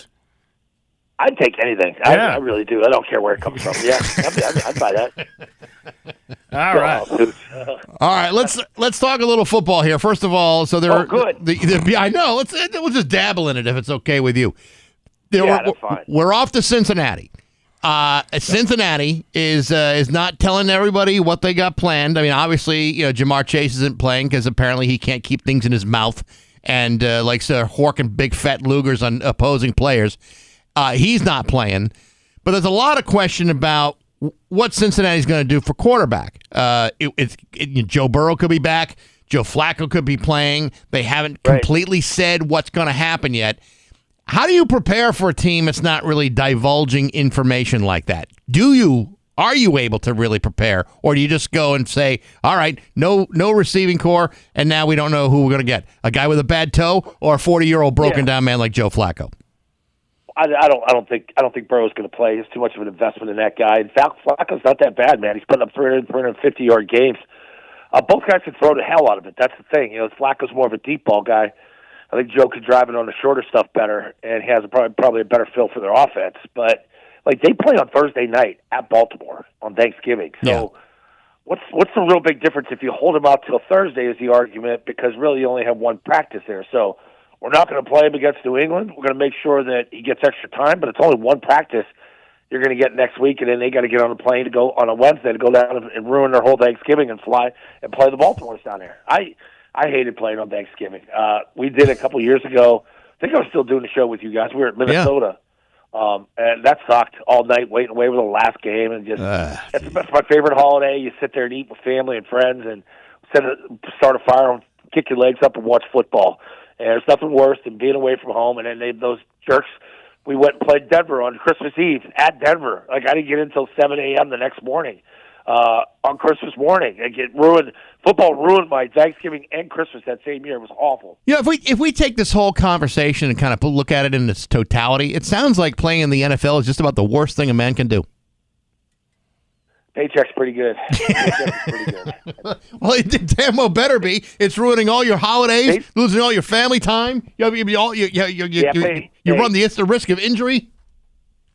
When you play ball, man, you get paychecks and you get hot dates. That's the big thing, man. There's some good perks on the other side of that. Yeah, but there's also times when a guy will spit on you and get ejected from a game and then suspended for a while. That Jamar Chase. Some people like that. There's some weirdos in our society. Some people like that stuff, so you just got to find the right one, you know. That Jamar Chase story is actually kind of funny. I mean, Jalen Ramsey gets bounced from the game after taking a swing from the guy, but after they realize what happened, it's like, oh no, the real jerk here wasn't Ramsey, it was Chase all along. Yeah. And now, like, one of the top receivers in the league has to sit out for a week and lose almost $500,000. Oh, the worst thing is his defense. He said, if I really wanted to spit on him, I'd spit in his face. Like, that's his defense to it. Not like, I screwed up and did something wrong, I apologize. He had no chance of getting that overturned. The league did the right thing here. I don't know if you remember, beginning of the year, Jalen Carter from the Eagles spit on a guy pregame. He didn't even play the game. Yeah. They suspended him right away. So he was never going to get off on that one. So the lesson is keep your fluids to yourself in the NFL. Yeah. At all times. That means two things. It does mean two things, really. I mean, you can take that any way you want. I was on top of a stadium once at a high school game, and I spin over the edge, and I look down, and there's people. Someone walked right into it, and I'm like, oh, my God. And I'm like, I felt so awful. And I'm like, I can't believe I just did that. See, but that's like, because... But that's because you got a conscience, Scott. You would not spit in another man's face unless he absolutely spit on you first. Right. You think, oh, nobody's down there. There's kids down there playing underneath the bleachers. Like, what the hell are these kids doing down there? Like, oh, man, come on. I do want to talk about the Jets game. Obviously, the Jets are not a great team. I think they played them relatively well, considering they're still the Jets. But there's some things that I'm kind of looking at this game, and I know, like, for example, Kyle Williams had a good game the week before, and Travion Henderson had a tremendous game. These are two rookies. These are real fast guys, and the more I think about it, the more I realize, hey, wait a minute, the Patriots are playing at a great high level right now, but they're not even playing with 100% of the talent they have. That's a scary prospect to any other team in the NFL, that this team is only going to get better when you consider some of the guys that haven't quite gotten on the field enough yet. I'll give you the exact numbers. Like their free agency class, they hit it last year. All the free agents are playing. Diggs is the best one, right? He sets the culture in the locker room. 7 draft picks are playing. 7 rookies. All 7 of them. All 7 of their picks are playing. So it's obviously Travion Henderson. You got the guard and the tackle, Wilson and Campbell. Keep going down the list here. The starting free safety is Woodson. He hasn't missed a snap. And you forget that they drafted a snapper and a kicker, so those 2 guys are playing every week. So you're getting all 7 rookies to contribute, which is crazy. Kyle Williams now too, And and last in the draft before, now nobody's left, but it just seems like everything they did in this draft is amazing. And you look at Kyle Williams; he's one of the fastest guys in the team. Chisholm hasn't played a whole hell of a lot, but you know that they're going to play him at some point. I know a lot of teams kind of hold back on playing rookies, maybe because they're not mature enough to play or whatever. But I mean, when you've got guys that can play, I mean, they've got talent. There must be some sort of I don't know. You must feel compelled to want to get these guys in the field as quickly as possible. Do you think they're doing that, or do you think they've held these guys back in an appropriate way? No, and I just think it goes to show you how bad the team was the last 2 or 3 years. When the draft picks were so bad and some of the free agents were terrible, that you have all these open spots and you're kind of forced to play these guys. I just think they're playing the best guys at each position. It just happens to be 7 rookies have to contribute. Chisholm wasn't drafted, but he made the team as an unrestricted free agent as a rookie. Like, that shows you how bad and how many people they needed to fill the roster, to fill the team. And every free agent that they brought in is playing and starting. It's crazy. This is Scott Zolak on the phone. After the game, there were a couple of people on ESPN who were, for whatever reason, they're just not buying into all of this with the Patriots yet. One of them was Bart Scott, who was asked about Drake May being an MVP candidate. His answer was, well, I think that's disrespectful to guys like Sam Darnold and Matthew Stafford. He's a moron. Well, he played for the Jets. That guy wouldn't know quality quarterback play if you beat him in the face with it. I mean, he hates the Patriots. This is what it is. They always have. It's a Rex Ryan type thing. And I understand, okay, I'm really not buying in with the schedule thing, this and that, and why people would say that. Because I look at Denver, who's sitting there at 10-2 too, or 9-2, whatever it is, and I'm like, they're not that great. But then they just keep going on. They beat the Chiefs. They beat the Eagles earlier in the year, and they've beaten good teams. They're like us, and I'm like, you just don't see that team play a lot. The problem with these people is they don't watch every game, and we're not on prime time, so. When they're doing their jobs, they just go in there and watch random games, whichever network feeds them which game of the week it is. We've only been on primetime 2 times. And the big ones were the Bills and Tampa, and those are the ones we shined in. So anybody that's buying us is looking at those games and saying, yeah, they are pretty damn good. What's your feeling about the Cam Newton quote that the Patriots are fool's gold? What was your thought about that? I mean, there is something to it with the schedule, right? Hey, Cam's entitled to his opinion. He played a long time. When he was 14-1 or 15-0 in Auburn, He was the only guy who really got drafted off that team, carried that team. He's 15-1 and when he was his MVP year. He's looking at it as they haven't played anybody. I think that's why he's saying that. And the schedule is what the schedule is, and there's nothing you can do about it. I think he's another guy that doesn't watch every snap, doesn't watch Drake every snap, and see him just get better and better every week. So you're at liberty to make those type of comments. But again, though, and we've talked about this before, yeah, the schedule is one thing, but I think now the schedule really isn't really the issue. You watch what Drake is doing when he's getting knocked down after a sack. Watch the kinds of things he's doing, how he's reacting to certain things on the field. This is not a guy who's just faking it because the schedule is easy. This is a guy who's playing at a top level because the guy is freaking great. Yeah, he does things that we haven't seen him do the weeks prior, and that's the fun part of calling the games and watching him. If you don't watch his team, you're not buying in. You're not in on all that because he is such a young guy. He's barely 23, and to think that he is the leading candidate for Player of the Year, MVP. Yeah. And we're in that stretch now where you get through this, he's going to close it out in probably 3 weeks against. If we beat Baltimore and Buffalo in those back-to-back weeks, he'll wrap it up that night, no question. All right, Scott, on a scale from 1 to throw the headset at the Sweet and Low caddy this weekend, how emotionally prepared are you for this game on Sunday? A zero attachment whatsoever emotionally for it. I'm looking forward to going to Cincinnati and eating chili with a little bit of cinnamon in it on top of spaghetti with raw onions and cheddar cheese on top. Oh, it's good. It's actually really good. It's really good. I want to take half it back to my room and eat.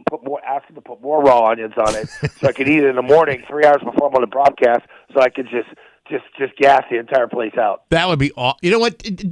Don't even hide it. Just go right up to the microphone and let her rip. Oh, they know. They're dreading it. They are dreading this trip so bad, my broadcast partners, because they know I'm going to just absolutely obliterate the booth we're in. I've heard before that Scott Zolak is the most flatulent former Patriots player of all time. That's what I've heard. I think it's up between me and John Hanna. Yeah, I was going to think Hanna, maybe even a Will Fork, but other than that, it's maybe just the three of you. Will Fork, that's a good one right there. I'd pick Will Fork if you were betting on DraftKings. Odd. Yeah. He's into all the barbecue stuff now. That's right. Yeah. That's his new big deal. Yeah. That turned that studio booth into a Dutch oven this weekend.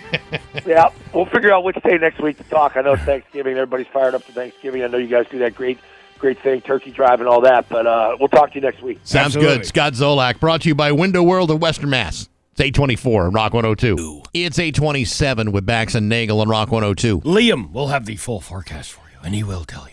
We've been talking about the Mayflower Marathon almost ad nauseum now, but we are not even close to being talking about it right now. Hampden County District Attorney's Office is going to be hosting their annual food drive at Big Y in Wilbraham on Saturday. This Saturday, 10 to 1. All the donations collected will be donated to the Mayflower Marathon. They always do a great job, and we appreciate them joining us again this year. But it's Saturday from 10 to 10 to 1 at Big Y, 2035 Boston Road in Wilbraham.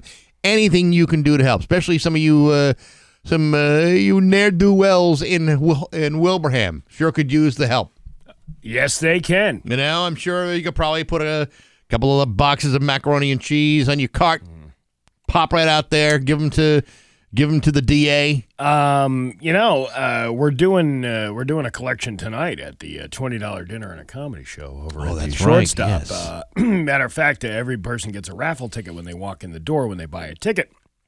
You will get just as many raffle tickets for every item that you bring. So if you bring like 10 non-perishable food donations for the Mayflower Marathon, you get 10 tickets. They're extra tickets. And last week, a guy won a $50 gift card to a mobile station. So that's pretty good. We got some pretty good stuff. We may, in fact, have one of those coveted jerseys that nobody could get a hold of. You mean the ones that are now sold out? Yeah. Really? Did that on purpose. How'd that happen? Well, it's kind of like these idiots with the Starbucks cups taking the, spending $30 on a useless cup that looked like a teddy bear and then selling it for $300. I outright purchased the jersey in order to entice people to bring donations so we can give that away. Look at you being so generous in things. Well, I mean, in the grand scheme of things, if it's $20 goes longer than my $20 would by having people bring more than $20 worth of food, it's going to work out. Well, I guess when you put it that way, that almost kind of makes a little bit of sense. Do you know people I do. That are getting divorced that are have used AI to cheat on their partner? I know people who are getting divorced, but not for that reason. Artificial intelligence is increasingly being cited as a reason for failed marriages, with legal experts predicting that relationship breakdowns linked to AI companions will become far more common. According to a report from Wired, attorneys in the United States have begun seeing a measurable rise in divorce filings where one partner's attachment to an AI chatbot has played a significant role. Chatbots such as ChatGPT and Grok have become deeply integrated into everyday routines for many users, serving as tools for information organization and some emotional support. How do I divorce my husband? Would you like me to come up with ways on how to be a vindictive bitch? Yes. Okay. Well, first, freeze all the bank accounts. It tells you how to do all that stuff. Right. While many interactions are practical or casual, a subset of users have formed intimate connections with AI systems, with some even calling their chosen chatbot soulmate, ending real-world relationships to pursue digital companionship instead. Of course, you have to get over the fact that in order to get a full AI companion, it can cost you as much as $200 a month, which, compared to a real relationship, is probably about an even exchange. But, nevertheless. That's kind of like being married. Kinda, but is it really? You're paying money for a companionship. That's exactly how most marriages work. That is kind of how it does work. So I guess my point is moot. Moot. Well, and mute as well. I will go mute in a minute because we have news next. I'm leaving you. Well, who are you seeing? My ChatGPT. He's in love with me. He told me he'd be with me forever. That hooer. That electronic hooer. That home wrecking hooer. Yeah. For $200 a month. Home wrecker GPT. It's 8:32 at Rock 102. Here's your weapon.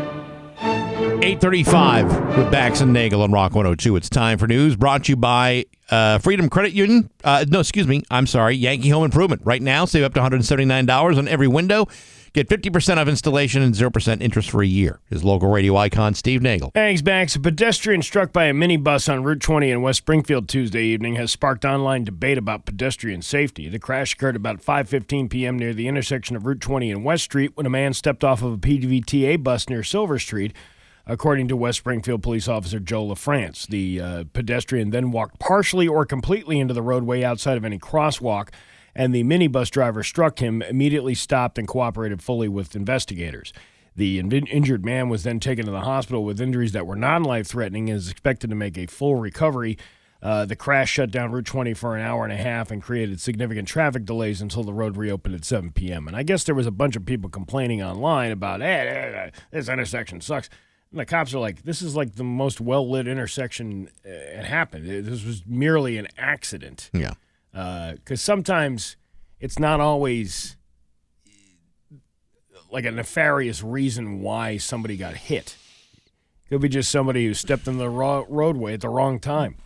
Sometimes that happens, but, people do get kind of fired up.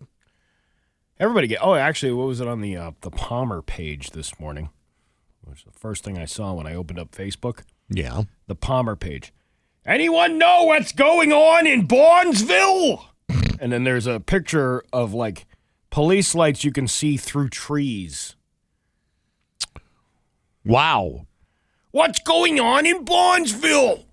What's going on? Why can't anybody tell me what's going on? On a normal day, the answer is not much. How are the police allowed to do this activity without telling anybody? What's going on in Barnesville? How come I'm not being alerted to all the things that are going on in town? Why? I know what's going on in Thorndike, but I don't know what's going on in Barnesville. Does anybody have any mitigating circumstances or information that could help me out? Barnesville really is kind of a secret society in Palmer. It's the part of town that no one likes to talk about. It's like the Longmeadow of Palmer. The streets are paved with gold. Yes. And, gold-like material. Yes, gold flake.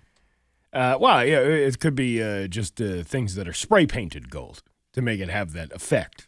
Yes. Those are the things that have been polished. I like polished things. In Barnesville, nobody's telling me what's going on. Can you tell me what's going on in Barnesville, Bax?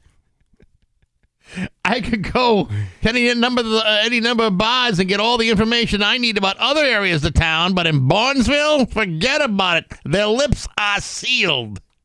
We're going to, I think it's the American. We're going to the American Legion. They probably have information. Those guys will talk about anything. What about the Wolf's Den? Do you think the Wolf's Den, do you think the pack of wolves over at the Wolf's Den knows what's going on in Barnesville?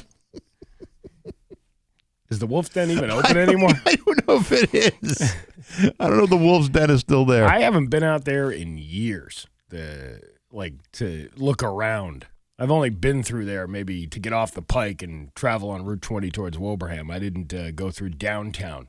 So I can't tell you if the Wolf's Den is still in business. Yeah, I kind of take the back roads.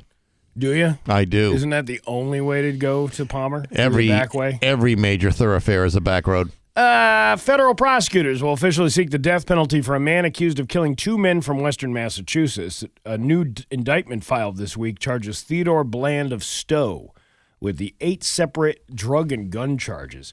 He's accused of killing 2 men in western Massachusetts, Eric White of Chicopee and Jaheim Solomon of Pittsfield, in October of 2023 and dumping their bodies in the woods in Eden. Where's Eden? Vermont. He went to Vermont. No. They didn't mention that part. They say that Bland shot both men and that everyone involved was part of a drug-dealing ring.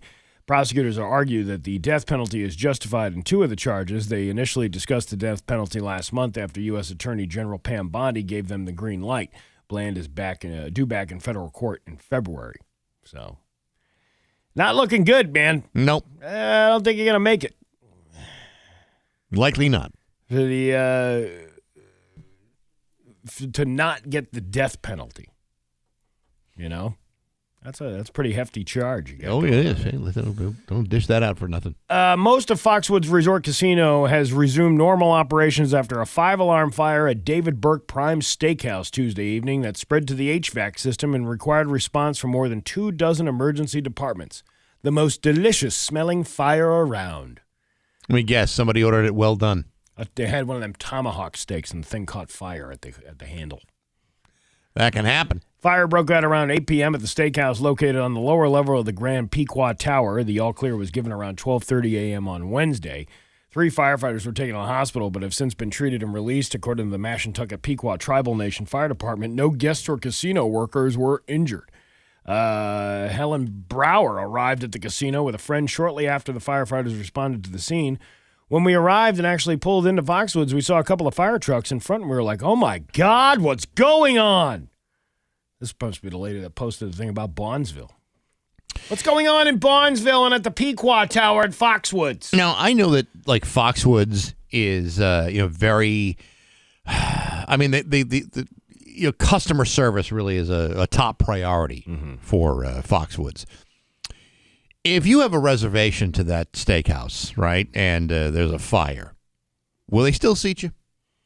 I don't know, but what if you're halfway through the $100 steak that you just put in your mouth? You get to eat it for free if they're evacuating you from the restaurant? Before we are consumed with smoke inhalation, can I have a doggy bag? Please. I need a doggy bag for this. I mean,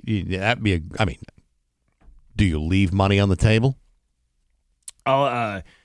They kept interviewing this woman. All of a sudden, there was a big rush to get everyone out. They were like, everyone's got to leave. Everyone's got to go to the other side. She described seeing numerous emergency personnel throughout the casino.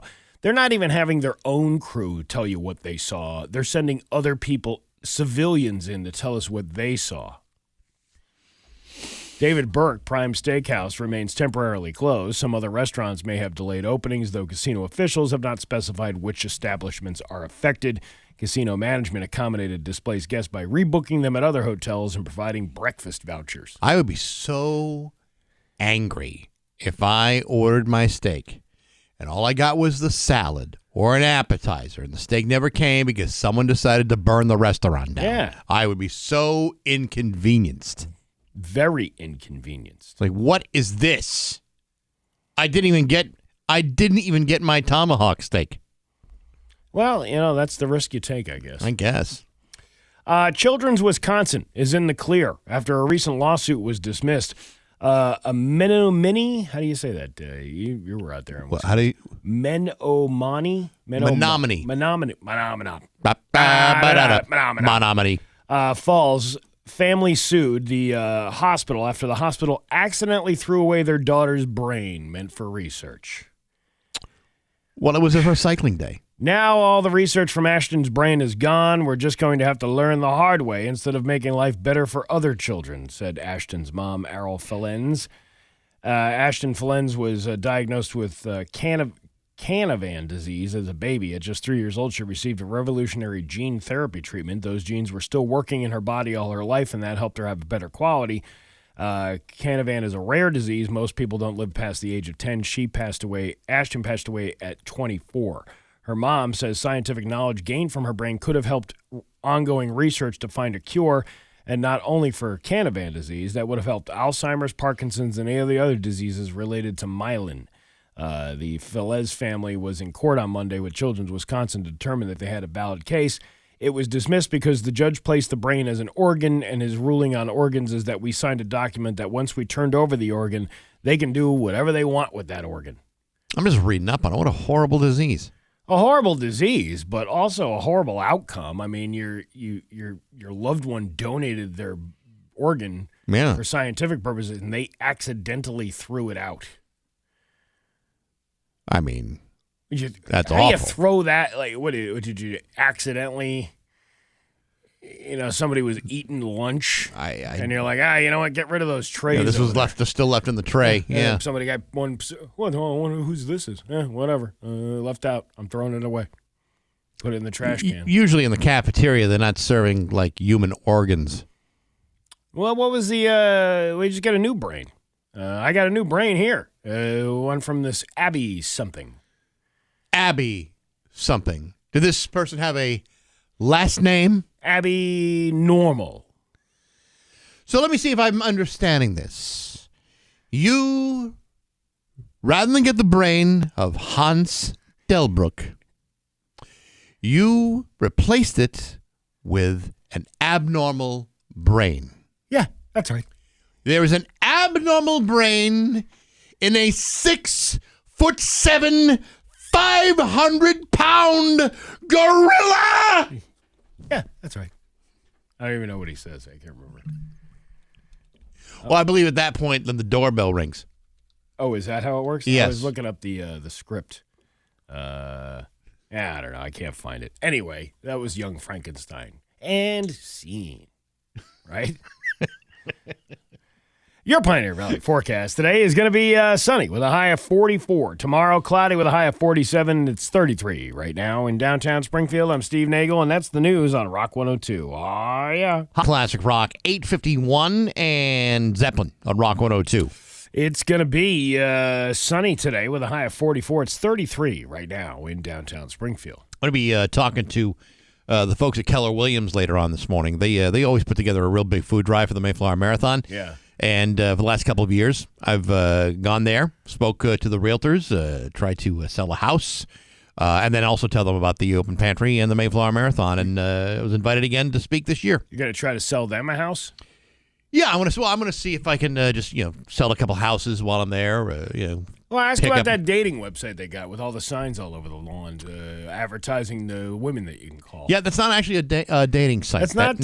No. It's very popular. If you were looking to list your house, that's who I would call. But listen, yeah, no, it's not a dating site. Well, I've been to some of the profiles. When you click on those, they show you everything inside and out. Yeah, and, they'll show you like the foyer. They'll show you the bathrooms, and a finished basement. And they're upfront and honest. They'll tell you if there's previous damage from the previous owner. Well, there are certain disclosures they have to. There's damage. There's damage in the basement. From the previous owner. Right. Yeah. They're very honest and open, and they put their numbers on the signs and everything. Yeah, that's right. Why don't you ask them about that today when you go? Yeah, I'll get right to the bottom of it, and then tomorrow we'll confer and see what the answer was. But they're putting together a great collection, and they're feeling pretty good about what they've done so far. But I'll push them over the edge a little bit next couple of days. Try to get that done. The Mayflower Marathon does begin on Monday. starting at 6 a.m., and we're going to be outside the South End Market at MGM Springfield. Now, everyone's always asking, what's the goal this year? Well, how about to raise food for people who are hungry? That's a pretty good goal. That's a lofty one. Non-perishable foods are what we're looking for mostly, but, of course, cash also goes pretty far, too. And you can also donate online at rock102.com if you're going to write a check. I strongly suggest that you write it not to me or Steve, but to the Springfield Open Pantry. Yeah, or just Open Pantry will do. That will do. Thanks to some of our sponsors, including Capital Moving and Storage, Arment Trucking, Xfinity, Camping World of West Hatfield, Michael's Party Rentals, MGM Springfield, and many, many more. You can get all the details at rock102.com. The Mayflower Marathon beginning Monday here on Rock 102 Springfield's Classic Rock. Yeah, I'm all about the lawn sign thing for the dating app. The crack man is cleaning up. He's got broads left and right. He's got all those signs all over the yards, all over the place. I don't think he's doing it for dates. I think he's doing it to drum up actual business for his business. Really? For business purposes, yes. He's called the crack man. Isn't that like a connotation that he's, filling cracks, if you know what I mean? No, Steve, I think what he's doing is he fills in cracks with, like, blacktop and asphalt. What about those other guys that'll clean out your gutter? I've seen those signs before, too. Yeah, that's not a provocative the only problem business approach. That's to clean out your actual gutters. They don't have the profile pictures like the realtors do. No, they it's just don't. A bland sign. Right. Yeah, what about, and those solar panel? Man, Trinity Solar. That means they're into 3 times. No, I don't think that's what they're talking about. The number's right on the thing. It says you want a threesome for solar, you call. What does the Trinity mean? I could not tell you, Steve. I have not had a chance to work with that company, and I am not in the market for solar panels. Well, I'm just saying. I know you're just saying. And listen, I get it. I'm sure you're not the only person in the world having these kinds of things dancing around in your head. Well, they're just letting you know they're available. Oh, I know. Yeah. They're available to work in your house. If you want a crack man, you call him. You call him.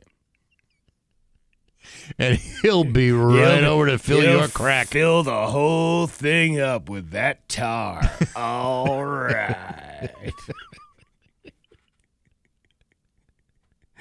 Well, if you want to really meet the available ones, you go to the Yelp ratings and see how they do. Ooh, there's a painting business. Wonder what he paints, huh? Yeah, make you look like that painter's radio by the time he's done with it. It's 8:56 on Rock 102.